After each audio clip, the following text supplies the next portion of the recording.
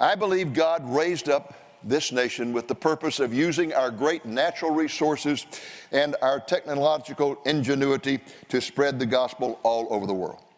As we fulfill that purpose, He poured out blessings upon us, blessings like unparalleled freedom and prosperity and immense power, worldwide influence, and the greatest blessing of all, sharing the gospel with the world.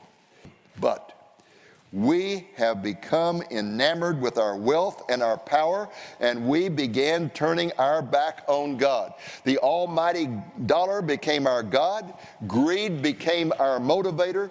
Gambling became our national pastime. Sex became our obsession. We became the world's largest consumer of illegal drugs. We kicked God out of our schools. We legalized abortion. We endorsed moral perversion. And we became the moral polluter of planet Earth through our violent, immoral, and blasphemous movies and television programs.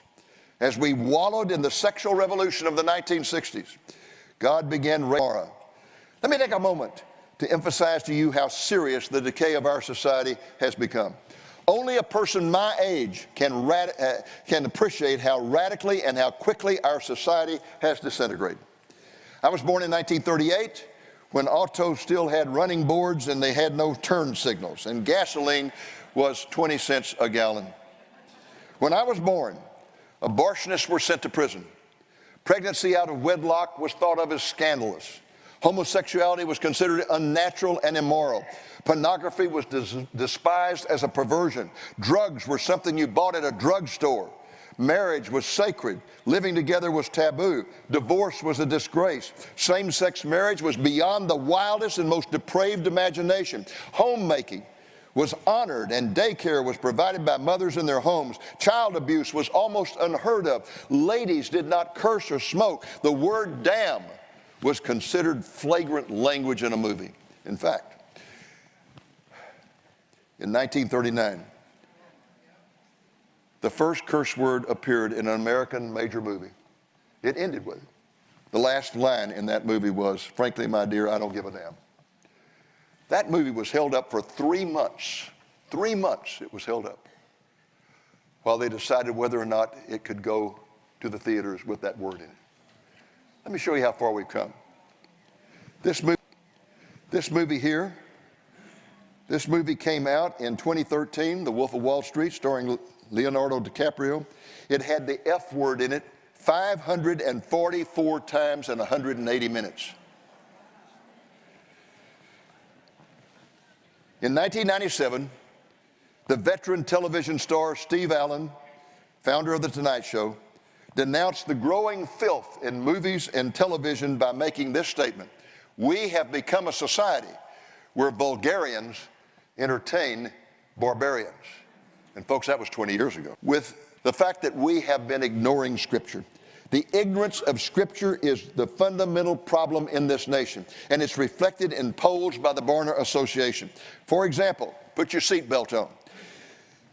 The latest Barna poll shows only 9% of Americans are Bible-believing. And even more shocking, only 17% of professing Christians are Bible-believing. And what determines a Bible-believing Christian? Well, you answer these following 6 questions for yourself. Does absolute moral truth exist? Is the Bible totally accurate in all of its principles that it teaches? Is Satan a real being and not simply a symbolic force? Can people earn their way into heaven by doing good works? Did Jesus live a sinless life? You would be shocked how many evangelicals, claiming to be evangelicals, answered, yes, he sinned. Number 6, is God the all-knowing, all-powerful creator of the world who still rules the universe today? Yes. Again, only 9% of Americans can answer these questions biblically, and only 17% of professing Christians. We are a biblically ignorant nation. Is it any wonder that in a recent poll just 1 week ago, George Barna revealed that as of today, 77% of Americans believe divorce is acceptable, 71% believe sexual intercourse between unmarried adults is acceptable. 69% believe having a baby out of marriage is acceptable. And 58% believe viewing pornography is acceptable. Or consider what public opinion polls are showing regarding same-sex marriage. Acceptance of this abomination has increased rapidly from 37% in 2007 to 62% in 2018. The acceptance among white evangelicals has increased from 14% in 2007 to 35% today. And the latest poll in 2018 shows there is only one state left in the United States where the majority of people oppose same-sex marriage. And we have some people here today from that state, the state of Alabama.